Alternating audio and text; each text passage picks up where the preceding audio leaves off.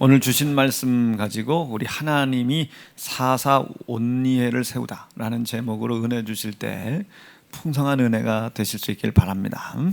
이스라엘 백성들이 가나안 땅에 살고 있을 때 사실은 하나님의 특별하게 구별된 백성인데도 자신의 정체성을 잃어버렸습니다. 자신의 정체성을 잃어버렸어요. 하나님 신앙을 지키지 못하고 우상 숭배와 가나안 원주민들의 풍습, 그게 좋아 보였던 것 같아요. 그래서 풍습과 종교와 사상에 물들어서 그들의 삶에 그 방식대로 그대로 동화되어 버리고 말았어요. 그렇게 살았다고요. 이것은 신명기 7장 3절 이하에 이미 하나님께서 명하신 대로 바로 이 말씀의 위반입니다. 완전히 이 말씀의 위반이에요. 자신의 욕망이 이끄는 대로 행동하면서 이방의 토속신을 믿게 되었다고 하는 이런 말이 되는 거죠. 우리 이 얘기를 간단하게 사사기 3장 7절에 보면 세 단어로 정리가 되어 있어요. 악을 행하며 여호와를 잊어버리고 우상을 섬겼다. 요게 사사기 3장 7절에 세 단어로 이렇게 아주 집약이 됐습니다. 그래서 하나님이 메소포타미아 왕에게 이스라엘 백성들을 팔 수밖에 없었던 이유가 됐다는 겁니다. 우리 9절에 보면 이스라엘 백성들이 여호와께 부르짖음에 하나님이 메소포타미아에 이 백성들을 팔았는데 백성들이 얼마나 어려운지 여기에 부르짖음에 여기에 부르짖는다고 하는 바로 이 얘기를 듣고 하나님이 노예 상태에 빠져 있는 이스라엘을 구하기 위해서 사사를 세웠다는 거예요. 사사를 세웠다는 거예요. 여러분, 온니엘이라고 하는 사람은 우리 역사적으로 참 복잡해요. 그래서 짧은 시간에 그래도 몇 가지는 여기 젊은 목사님들 계시고 그래서 지리는 몇 가지 얘기를 지적해주고 나머지 얘기는 우리 담임 목사 서재 그 지리가 다 붙어 있으니까 알고 싶으면 더 가서 아시면 돼요. 여러분, 온니엘이 뭘까요? 고유명사로 보면 온니, 그리고 하나님을 뜻하는 엘, 온니엘, 이게 결합이 되어 가지고 하나님의 힘을 가진 사람이다. 사사 온니엘은 하나님의 힘을 가진 사람이에요.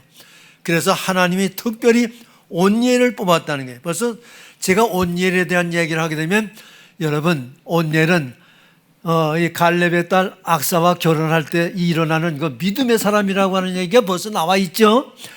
그 벌써 나와 있는 것을 알고 있을 것으로 알고 제가 이제 그대로 넘어가는 거예요. 이미 온니엘은 그런 사람입니다. 인적 사항을 보면 온니엘은 그나스의 아들이라 했어요. 여러분, 그나스는 갈렙의 아우지요. 그런데 그나스 사람들은 솔직히 에돔 사람이에요. 야욕의 문제가 있어요. 우리 알잖아요. 에서의 장자 엘리바스의 아들 그나스 계통의 사람이에요. 그런데 이 사람들이 유다 자손 계보에 나타나게 됐다고 하는 이야기는 여기 여수아서의 또 사사기의 창세기의 역대상의 여러 가지 그 성경에 이게 합리적으로 이렇게 포함되어 얘기가 설명되어 있어서 그나스 계통 사람인데 유다 자손의 계보에 나타날 수밖에 없었다고 하는 이 역사적인 배경이 깔려져 있어요. 가나안 점령기를 전후해서 우리 가나안 남쪽, 여러분 가나안 남쪽, 우리가 12지파에게 땅을 나눠줄 때 생각을 해보세요. 유다 지파가 여러분 이스라엘 가장 남쪽이죠. 이스라엘 가장 남쪽이에요. 그러면 이 가장 남쪽으로 땅을 배정받아서 이 살았던 유다 지파라. 그래서 가나안 남부 지역에는 여기에 어쩔 수 없이 유다 지파가 거기서 정착하면서 우리 에서가, 여러분, 에서가 사해 바다 밑에 살다 보니까 에서의 자녀들이 유다 남쪽에 그대로 포진되어 있겠죠. 그렇게 포진되어 있는 거예요. 그렇게 살았다고요. 그러면 그나스족들이 유다 지파의 정치적으로, 이거는 이 정치적으로 복잡한 함수가 깔려져 있어서 여기서 끝나고, 그런 관계로 인하여 언젠지는 모르겠어요. 저도 모르겠어요. 언젠지는 모르지만 바로 이 그나스족들이 유다 지파에 흡수된 민족이 되어버리고 말았어요. 그러니까 솔직히 여러분, 에서의 자녀들은 그 나름대로 이제 가서 살았는데, 에서의 자손들 속에서 결국 여기에 유다 지파에 결국 흡수되는 이런 정치적인 함수가 있었다고 하는 이 얘기는 아마 이 복잡한 그와 같은 일들이 있었을 것으로 생각이 됩니다. 우리 민수기 13장에도 유다 지파에서는 여분네 아들 갈렙이 정탐꾼의 대장으로 나오잖아. 이건 민수기 13장에 나오는 얘기고, 여호수아 14장 6절에도 그나스 사람 여분네 아들 갈렙, 이건 틀림없어요. 그러면 14장 쭉 내려가게 되면 여기 헤브론이 그나스 사람 여분네 아들 갈렙으로 인하여 그 헤브론 모든 땅을 다 차지함으로 인하여 이하 등등 쭉 나오는 얘기. 또 여호수아 15장 17절에도 갈렙의 아우 그나스의 아들인 여기 그나스의 아들 바로 온니엘에게 갈렙의 딸 악사를 줬다. 여기 15장 17절이거든. 조카 사위를 삼은 거예요. 근데 이 복잡한 얘기가 이렇게 된 게 조카 사위 삼은 거 아니야. 근데 이 역사적으로 보게 되면 지금 이렇게 되어서 여기 갈렙의 아우 그나스의 아들 온니엘에게 갈렙의 딸 악사를 주었다. 이 15장 17절이거든. 복잡한 얘기인데 알고 보면 조카 사위를 삼은 겁니다. 믿음의 사람 바로 이 온니엘에게 딸을 준 거예요. 딸을 준 겁니다. 그러면 이런 족보를 가지고 있는 이런 것을 보게 되면 이건 정치적인 어떤 함수가 있을 수 있겠다, 이렇게 전제해 놓고 이 얘기는 그대로 넘어가겠습니다. 유다 지파에서는 여분네 아들 갈렙이, 이게 자꾸 성경에 나오고 있는데, 여호수아와 함께 가데스 바네아에서 여기 가나안 정탐을 보낼 때 틀림없이 여분네 아들 갈렙이라. 그러면 여기에 쭉 올라가거든. 그나스라고 하는 얘기가 또 나오거든. 그러면 이 족보로 보아서 쭉 연결되어 있는 이 족보는 우리 민수기나 신명기에 나왔다고 하는 얘기는 이건 정통성이 있는 얘기예요. 그래서 우리로서는 더 이상 손을 대질 못합니다만은 틀림없이 에서의 아들 속에서 연결된 자녀들이 이 유다 남쪽에서 살고 살다가 이제 혈통적으로 보면 같은 혈통들이니까 슬그머니 하나가 되어서 그 지역이 유다 지파에게 나눠준 땅이니까 유다 지파에게 흡수된 민족이 됐다. 이게 그래도 합리적으로 이게 가능하겠다, 이렇게 전제해 놓습니다. 여기 보세요. 여호수아 14장 9절에 봐도요, 모세가 갈렙에게 명할 때도 이렇게 얘기했어요. 여호와께 충성했으니, 갈렙이 충성했거든요. 그랬을 때 네가 발로 밟는 땅은 영원히 네 자손에게 기업이 되도록 준다는 거예요. 약속했죠. 그랬는데 여호수아 14장 13절에 보면 여호수아가 갈렙에게 축복을 하고 헤브론을 줘버렸다니, 틀림없이 줘버렸다니. 그러면 우리 사사 온니엘을 세울 때 시대적인 이 배경을 또 조금 살펴봐야 될 필요가 있어서 조금만 얘기를 해보겠습니다. 이스라엘 백성들이 가나안 원주민들과 여기 그들의 딸들을 맞아서 아내로 삼고 자기의 딸들을 그들의 아들에게 주고 또 그들의 신들을 섬겼더라. 여기 본문 사사기 3장 6절에 나오는 얘기입니다. 그렇게 했다는 거예요. 그래서 어쩔 수 없이 하나님이 메소포타미아 왕 구산 리사다임에게 8년 동안 압제를 받도록 이렇게 했다는 거예요. 그러면 여기서 사실 복잡해져요. 우리 메소포타미아라고 하게 되면 여러분 페르시아만이 있죠. 페르시아만에서 흘러가는 강줄기가 두 개가 있죠. 유브라데스 강과 디그리스 강이 있는데 삼각주가 갈대아우르죠. 그게 갈대아우르라고. 이 삼각주를 타고 메소포타미아에 이게. 그러면 이 메소포타미아라고 하는 이 이름이 히브리어로 보게 되면 아람 나하나입니다. 이 메소포타미아가 그래요. 그러면 우리가 솔직히 솔로몬 때 모든 땅을 차지했었을 때도 유브라데스 강을 넘지 않았어요. 유브라데스 강을 넘지 않고 바로 이 강줄기를 통해서 이 북으로 가지 않냐고 남으로. 솔로몬도 그렇게 했다고. 그랬는데 여기에 메소포타미아 왕을 이제 선두로 해서 이스라엘을 괴롭히도록 이렇게 했다고 하는 얘기를 가만 보게 되면, 야, 이거 대단하다. 여러분 솔직히 아라비아 사막 아니야 그게? 우리가 알잖아. 이스라엘 바로 이 동쪽으로는 아라비아 사막이라. 그러면 거기 이라크가 있고 그리고 주위에 이란이 있다고. 현재 이라크가 있고 이란이 있네. 현재 아라비아 사막에 그 엄청난 이 사막을 뚫고 메소포타미아 왕을 끌어다가 이스라엘 이 우상단지, 우상을 섬기는 이스라엘을 아주 징계하기 위해서 여기 왕을 하나님이 끌어왔다는 거예요. 야, 이게 참 이거 이럴 수가 있나 하는 알쏭한 마음을 가지면서도 그럴 수 있었겠다 하는 그 가능성을 여기서 엿볼 수 있어요.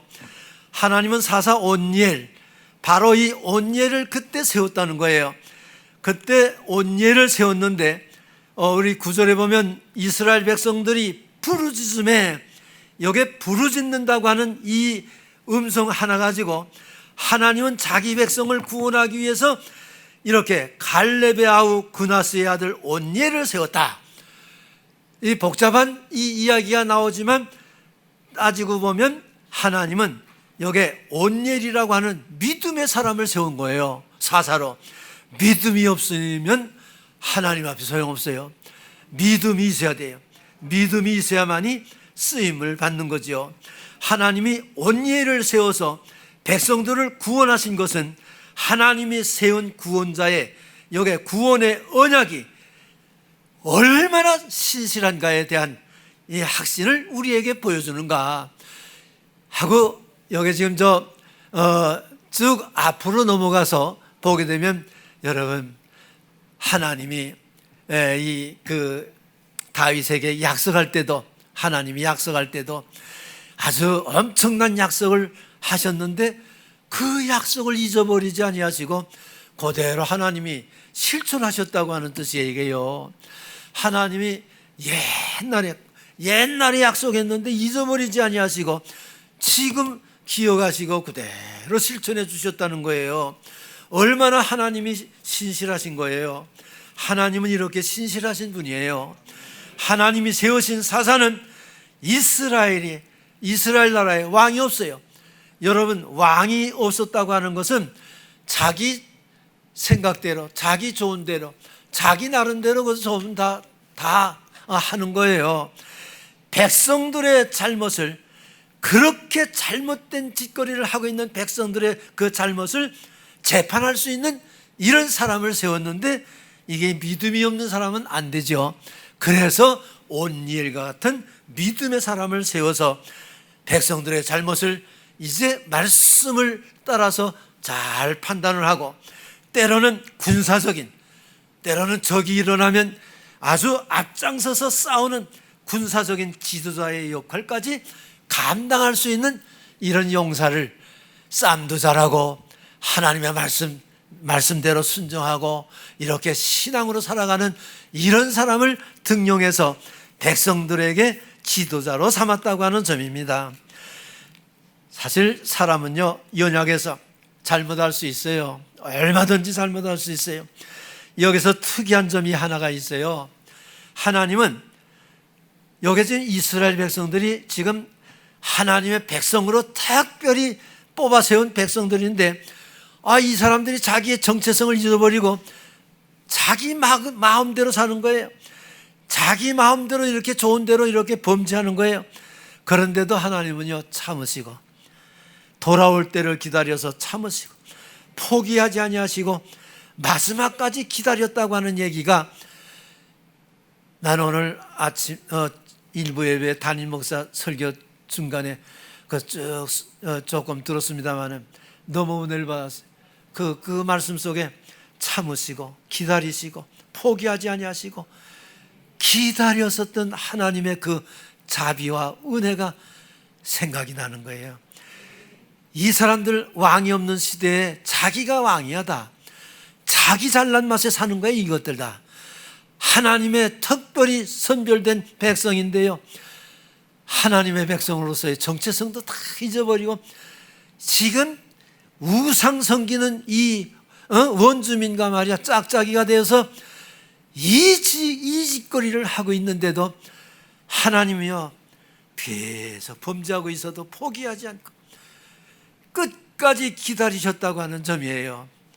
그런데 9절에 백성들이 부르짖음에 자기 백성 구원하기 위하여 하나님이 여기에 즉시 사사를 세웠다.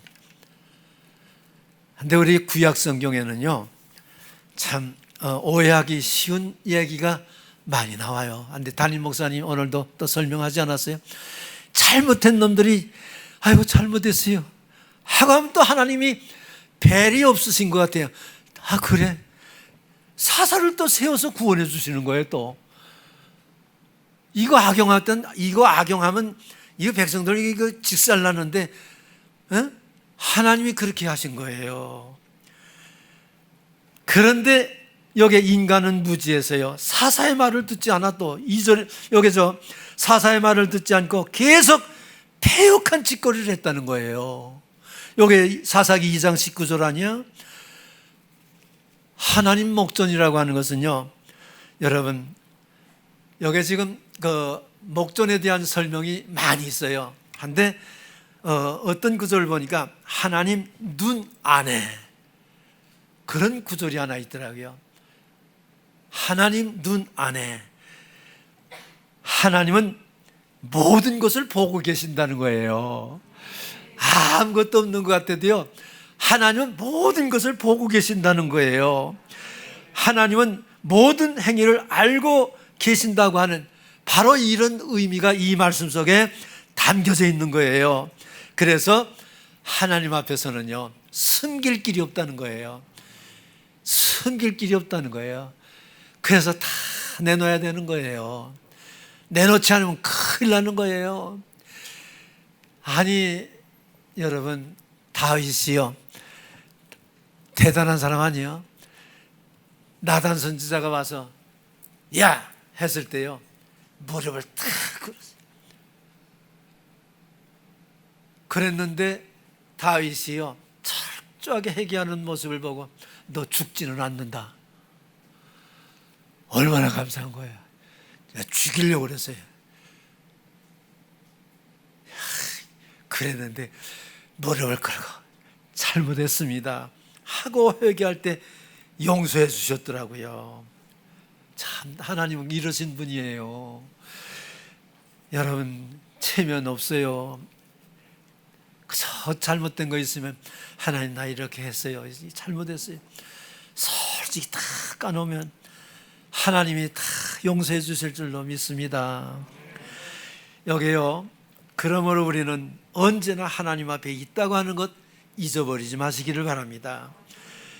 그런데 하나님을 잊어버리고 우상을 섬겼다고 하는 것은요, 인간은 하나님을 섬기지 아니하면 반드시 우상을 섬길 수밖에 없는 그런 존재가 인간이랍니다. 심리학에서 종교적인 그런 면이 우리에게 있어서 우상 아니면 하나님 아니면 우상 아니면 하나님을 섬길 수밖에 없대요. 뭔가를 의지하고 섬길 수밖에 없는 게 인간이랍니다. 그러려면 영생을 약속해 주신 하나님을 섬기는 게 좋겠죠? 그러시기를 바랍니다. 그러시길 바라요. 여기 사사기에서는요, 이스라엘 백성이 하나님을 잃어버렸다고 했을 때 하나님을 완전히 포기했다. 여러분, 이렇게 생각이 되지요? 아니에요. 하나님을 알고는 있으나 가나안 백성들, 이 토수민들이 알고 있는 바로 그 문화와 문명과 종교, 그게 좋아 보이니까 우상도 섬기고 하나님도 섬기고 그랬다는 거예요. 이게 더 나쁜 놈들이에요. 그렇죠? 이게 더 나쁜 거예요. 그래서 하나님이 너희 좀 혼나 좀 봐라. 그래서 메소포타미아 왕에게 8년 동안 8년이라는 세월을 압제를 받을 수밖에 없는 바로 이런 지경까지 되고 말았습니다.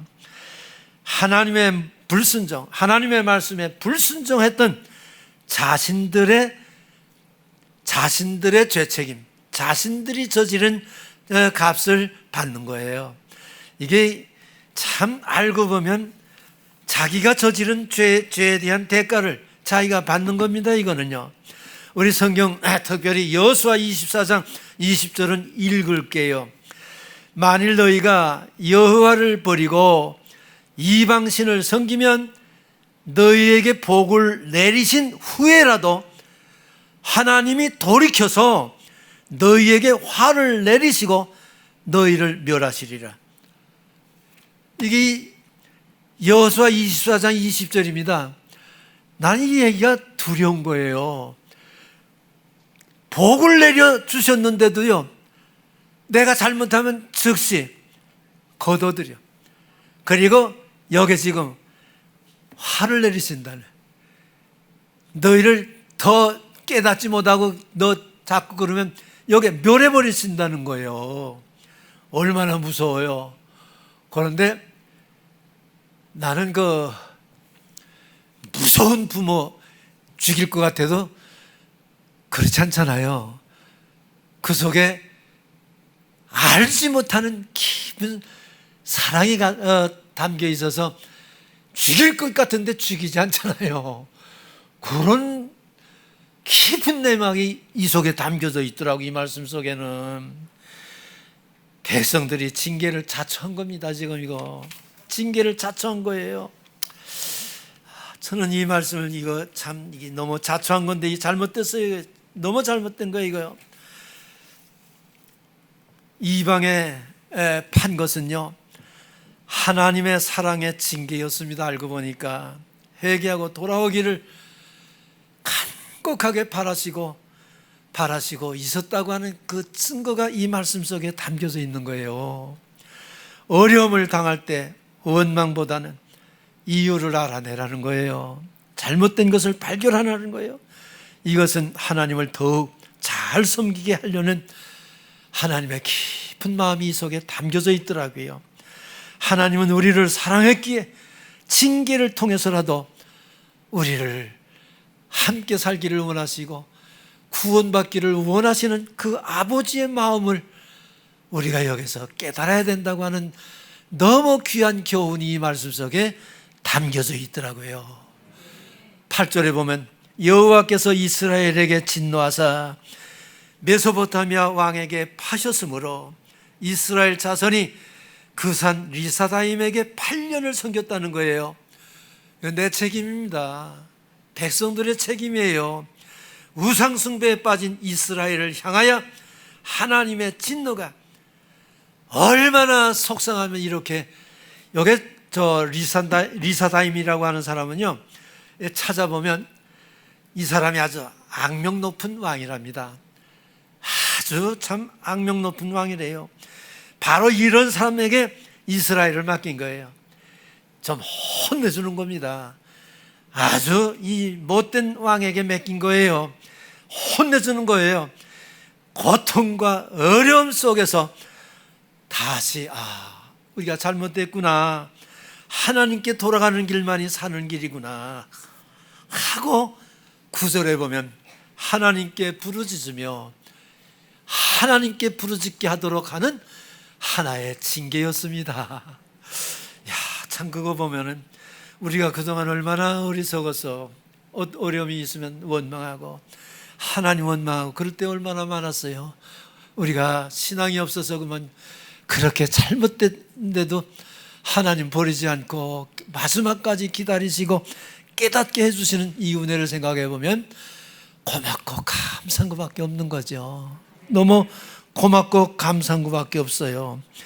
여호와께 부르짖는 소리를 듣고 여기에 온예를 세웠다 했을 때 부르짖다고 하는 단어를 찾아봤어요. 봤더니 이 부르짖다고 하는 이 단어 속에는 울부짖다라고 하는 이런 해석이 가능하답니다. 이 부르짖다고 하는 이 단어 속에는 울부짖다라고 하는 이 단어로 해석하는 것이 가능하대요. 이스라엘 백성들이 얼마나 어렵고 힘들면 막 울부짖으면서 하나님 잘못했어요, 우리가 이거 잘못했어요 하고 매달렸다는 거예요. 너무나 어려운 고통 때문에 울부짖고 절규했다는 거예요. 이 다른 각도에서는 이 얘기를 우리가 생각을 해보면 그런 거죠. 이때 하나님 우리를 건져주세요, 우리 구원해 주세요 하는 그런 소리로 하나님은 벌써 들으시고 즉시 사사를 세운 거예요. 아니 부르짖을 때 그 소리를 듣고 즉시 사사를 세운 거예요. 하나님은요 8년 동안인데 즉시 사사를 세운 거예요. 하나님은 회개하고 돌아오기를 기다리고 바로 기다리고 있었는데 백성들이 울부짖으며 구원해 주기를 간곡하게 부르짖을 때 즉각적으로 사사를 세운 겁니다. 이거는 우리 담임 목사가 아주 설교하실 때 누가복음 15장에 탕자의 비유에 대한 얘기가 쭉 나왔잖아요. 너무 은혜스럽죠? 너무 은혜스럽죠? 그 많은 돈 다 허랑방탕에서도 이제나 저제나 돌아올 자녀를 기다렸던 그 아버지의 그 모습이 여기에 나타나서 있는 거죠. 참 이런 거 보면 우리가요 참 혼나도 많이 혼나야 돼요. 참 그래요. 온니엘은요 유다 남부 사람이에요. 여기 지금 이 유다 남부 사람이라고 하는 얘기하면 정치적인 문제를 지금 끌고 들어가자는 얘기거든요. 제가 조금 시간이 갈 거예요. 이 얘기는 설명해 주지 않으면 안 될 것 같아서 조금 설명을 할게요.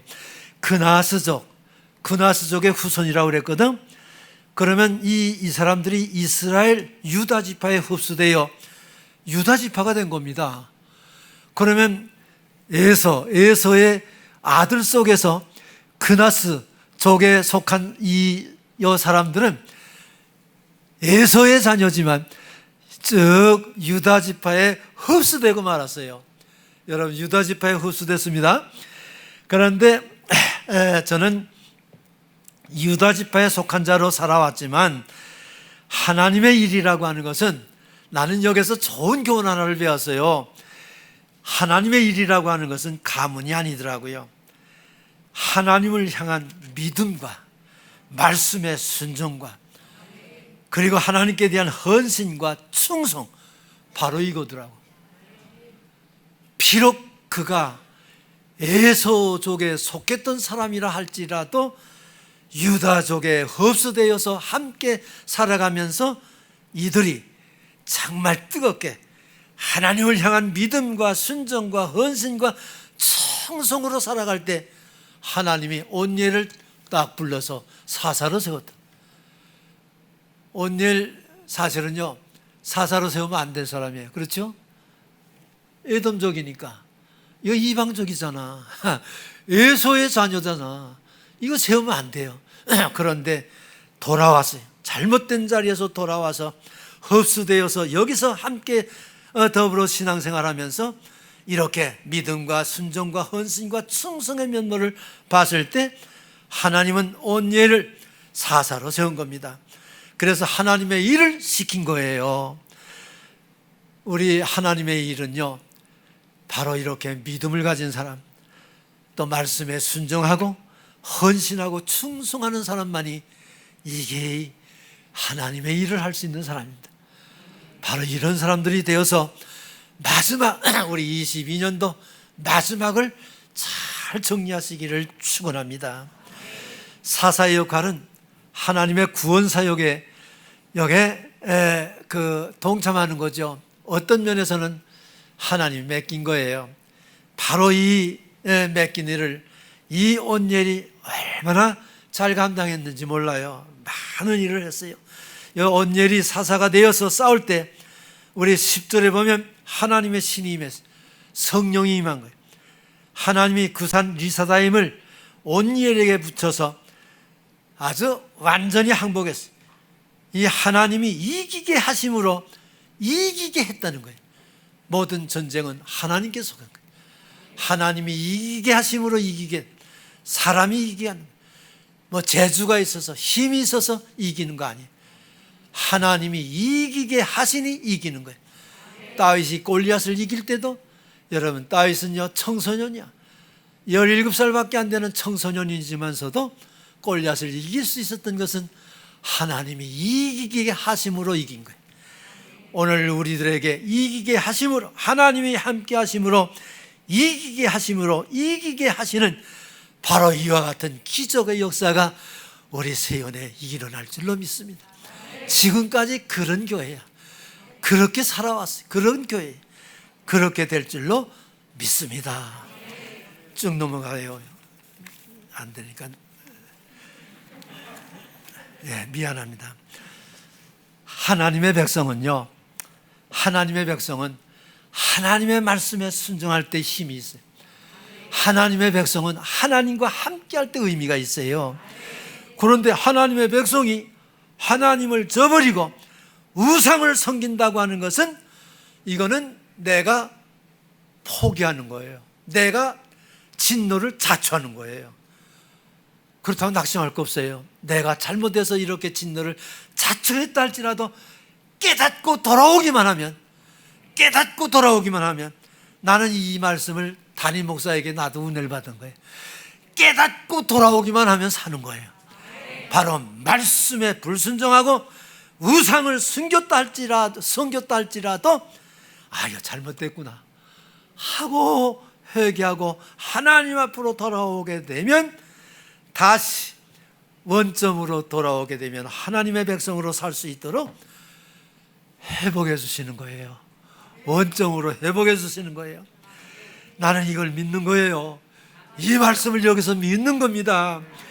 유다 남부의 사람, 여러분, 유다 남부의 사람은요 촌놈이라고 무시당해. 사사들은요 그 지역에 일어나면 하나님이 지역에서 쓰셨는데, 그 앞에 단어에 따라서 부분적으로 일을 했느냐 전체적으로 일을 했느냐가 달라. 이스라엘 족속들이 하는 단어가 나오면 이스라엘 전체를 위해서 일한 거거든요. 여기에 온니엘이라고 하는 사람은 유다 남부의 사람이지만 이 싸움을 싸워서 이길 수 있었던 것은 하나님의 신이 함께 하시고, 여기 빌립보 4장 13절에 뭐죠? 하나님이 함께 하시면 못할 것이 없잖아. 못할 것이 없는 거예요. 그러므로 하나님을 믿고 하나님의 도우심을 받고 사는 사람에게는 여기에 언제든지 어디서든지 승리할 줄로 믿습니다. 기도하겠어요. 하나님 고마워요. 귀한 말씀 주셔서 고마워요. 이 말씀을 붙잡고 우리가 잘못됐다가도 하나님 앞에 돌아와서 원점으로 회복할 수 있는 믿음의 사람들이 다 될 수 있도록 축복하여 주시옵소서. 예수님의 이름으로 기도드렸습니다.